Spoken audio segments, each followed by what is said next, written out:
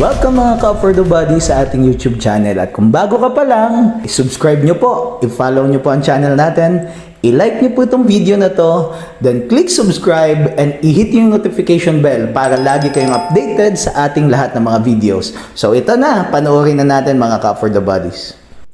Yes, hello, good morning mga ka-For The Bodies. What a beautiful and wonderful day. Kumusta po kayo mga ka-For The Bodies? Binabati ko po yung mga subscriber po natin and also yung mga avid follower po natin. So recently, may mga ina-upload po tayo na sobrang gaganda at sobrang mumurang farm, and welcome po sa vlog natin ngayon dahil meron po tayo ngayon na for sale na titled property. At ang kagandahan po nito, dahil titulado po ito, yung signatory po nito mismo yung mga may-ari po, yung mga magkakapatid. Then ito po ay property po na ang sukat po ng property is nasa 2.8 hectares po ito, at binibenta po ito sa napakagandang presyo. At ang the best po dito, may road access pa po ito. So productive farm po ito. Ang nakita ko po, the advantage within this farm is talagang produktibo na po, kumikita na po, may income na po sa mga bunga ng puno ng niyog, sa mga niyog po natin. Then also may mga fruit bearing pa po siya. Then may sariling water source, and the best thing, malapit po sa kalsada. And from town proper po nito is almost 10 minutes lang po. Wala pa nga pong 10 minutes talaga pag nag-drive po kayo. Kahit motorin nyo lang po ay nasa town proper na po kayo. So ito po ay ang kabuuang sukat po nito is 5.9. Ngayon, nung nabili po sa kanila yung portion po way back nung before pandemic, ito pong portion na nandito po mismo sa may bungad ng property ay nabili po sa kanila. Pero there is a right to way po mismo papunta po dun sa property po na binebenta po natin. At yun po ay sarili po yung daan na yon. So kaya po makita nyo, ayan mismo kung saan po nakapark yung sasakyan natin. Papunta po dun sa loob, ayan makikita nyo po, meron na po dyan yung koprasan. Koprahan po yan, yung area na yan. Okay, then papasok po tayo mga nasa around 100 to 150 meters po.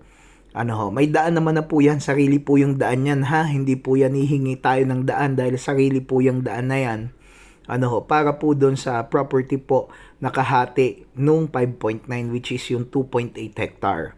So mga ka-For The Bodies, ang advantage po nitong property na to na isa sa nakikita ko, unang-unang mura po siya dun sa sukat po niya, and ang maganda po dito, titulado. So message lang po kayo sa akin, andyan naman po yung number natin sa upper right hand corner. Then explore po natin yung property ngayon, dun po sa baba niya, para mismo po makita po ninyo kung ano po yung mga tanim. May tubig din po kasi ito. Then yung ang kagandahan po nito, yung accessibility is very good. At napakalapit nga po nito sa lahat. So mga ka-For The Bodies, let's check the property. At ito po, bisitahin po natin. Ito po yung property na featured po natin. So mula po sa highway po ay pumunta po kami dito sa property mismo. May right of way po siya. Ngayon, yung right of way po, sarili po ng property yung right of way. Ang maganda po dito, napakaganda po, punong-puno po ng mga puno ng niyog. Yan, kaganda ng mga puno ng niyog niya. Tapos ang nakita ko po dito sa property na to is productive po talaga siya. And kung naghahanap ka po ng farm na mura, affordable, ito po, tapos may sarili pang tubig. Okay, napakaganda po nito. Pinalipadan natin ang drone mga ka-For The Bodies. Ang sukat po nito ay 2.8 hectares po siya. At ang presyo po niya ay napakamura po. Andiyan po sa video description po natin yung price po nito. Ito po ang pagmamayari po ito ng mga magkakapatid. Okay? So ayan, kasama po natin yung mga magkakapatid.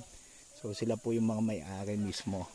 At sila po yung signatory po nito. Inilapit po ito sa atin. Tinawagan po tayo kasi talagang gusto po nilang maibenta yung property at kailangan po nila ng pera para po sa kanya-kanya po nilang paglalaanan, may pabahay, may pangnegosyo. At napakamura po nitong property na to, mga ka-For The Bodies. Clean title po ito. Bali ito po ay 5 hectares na ibenta na po nila. 3.1 hectares ang naibenta po nila. So yung 3.1 nung naibenta po nila, inawas po ito sa 5.9. Ang natira po ay 2.8 hectares po. So sari-sari po, may mangga, may mga puno ng niyog. Ano pa mga prutas nyo dito po? Ho? Pinya, may pinya din. May langka. May star apple po ba? Abay, abas, common talaga. Opo. May nara pa, no? Wala na pong malalaking nara? Wala na? Mga narang malalaki? Ano po? Mga batino po, ano? Tapos may sapa siya, mga cover the bodies. Ito, sapa niya. Ayan. Dilipat natin dito sa loob. Papalipat po natin sa loob. Sapa. Buhay naman, ano? Buhay pa. Dun malakas ng tubig. So, ayan. Katagal na ilit na. Iba po yung ibang mga sapa. Pag-init ngayon pero still may tubig. Ano po? So, ito po ay nasa loob mismo ng property kasi yung kabila, kanila pa po yan. Okay. So, ayan po siya. So, tingnan natin doon yung sapa na madaloy po mismo doon. Kita natin. Anong gamit nyo po pag kopra po dito? Kalabaw? Kabayo. Kabayo. Minsan kalabaw. Minsan kalabaw. Yung kalabaw ko mga na. Ay, yung sapa po. Di makita dito ah.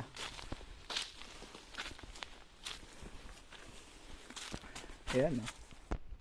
Parang daming hipon dito. Ito nga yung ginagawa kong pista nyo na yung dagit yung hipon sa damuhan. Oo.